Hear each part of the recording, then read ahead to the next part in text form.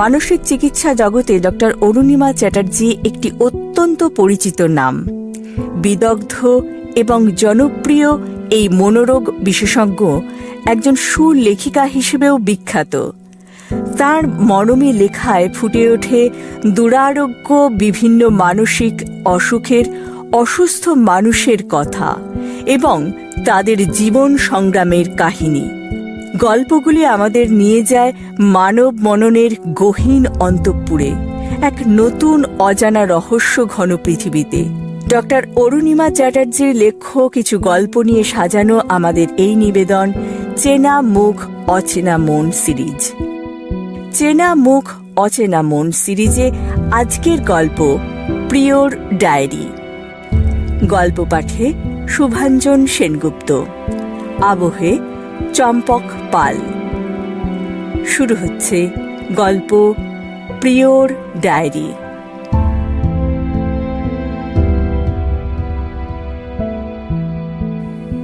আমি প্রিয়ব্রত সরকার। পেশায় বেকার, মধ্যবিত্ত পরিবারে জন্ম। বাবা সরকারি চাকুরে, দিদি কলেজে পড়ায়, মা থাকে সংসারের কাজ নিয়ে, আর আমি থাকি আমার একমাত্র সঙ্গী এই ডায়েরিটাকে নিয়ে। আসুন মেলে ধরি সেই ডায়েরির পাতা, যা বলবে আমার কথা। ৩রা নভেম্বর ২০০৮।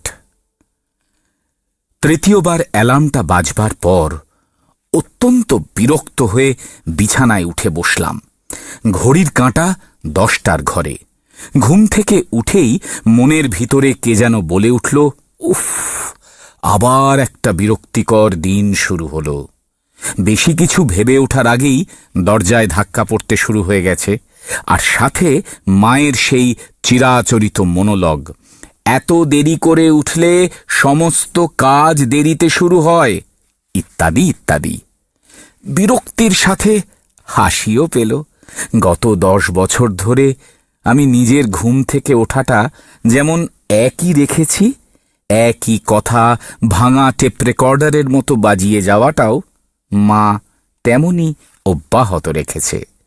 অবশেষে ঘর খুলে বেরিয়ে সবে বাথরুমে ঢুকেছি, আবার সেই অস্বস্তিটা শুরু হয়ে গেল।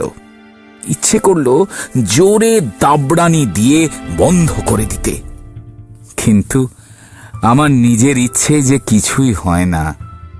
ঘুম ভাঙল তো কানের কাছে ফিসফিস করে কথা বলা শুরু হয়ে গেল।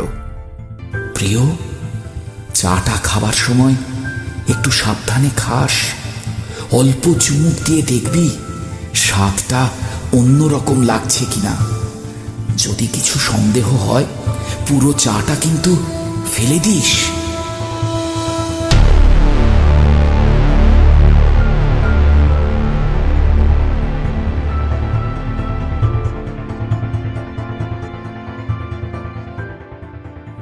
নভেম্বর ২০০৮। আগেকার দিনে মা, বাবা অথবা দাদু দিদিমারা বাচ্চা জন্মাবার পরেই তার জন্মক্ষণ, তারিখ ইত্যাদি নিয়ে দ্বারস্থ হতেন জ্যোতিষীর কাছে কোষ্ঠী গণনা করার জন্য। যথারীতি আমার জন্মের পরও এর ব্যতিক্রম হয়নি। বড় হয়ে যখন শুনতাম যে আমার কোষ্ঠীতে আছে আমি সঙ্গীতে পারদর্শী হব আর সাহিত্যিক হবার সম্ভাবনা আছে, তখন নিজের অবচেতনে সেই আশাগুলোকেই বোধহয় লালন করতাম।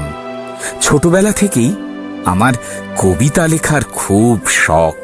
যখন আমার বন্ধুরা ফুটবল, ক্রিকেট খেলছে, সেই সময় আমি হয়তো বাবার কাছ থেকে পাওয়া ডায়েরিটাতে ছন্দ মিলিয়ে ছড়া লিখে চলেছি। সেগুলো পরবর্তীকালে কখনো যদি নজরে পড়ত, অবাক হতাম ভেবে যে ওইটুকু বয়সে আমি কত সুন্দর মনোসংযোগ করতে পারতাম, ভাবতে পারতাম। কিন্তু আজকাল কোনো বিষয়ে আমি উৎসাহ পাই না। কোনো কিছুতে মন বসাতে গেলেই মাথার মধ্যে হাজারটা চিন্তা দানা বেঁধে ওঠে। সিনেমায় যেমন একটার পর একটা দৃশ্য আসতে থাকে, আমার আমার মনের মধ্যেও তেমনি একটার পর একটা বিষয় নিয়ে চিন্তা ভিড় করে আসে। মাঝে মাঝে এদের মধ্যে কোনো যোগই থাকে না। অনেকক্ষণ পরে খেয়াল হয় আমি চুপচাপ জানালার দিকে তাকিয়ে বসে আছি। কখন বেশ কয়েক ঘন্টা কেটে গেছে, হাতের কাজটা কিছুই করা হয়ে ওঠেনি। মা বকাবকি করে আমার এই অন্যমনস্কতার জন্য, কিন্তু আমি যেন ক্রমশ এই অন্যমনস্কতার জগতে তলিয়ে যাচ্ছি। আজকাল রাত্রে ভালো ঘুম হয় না।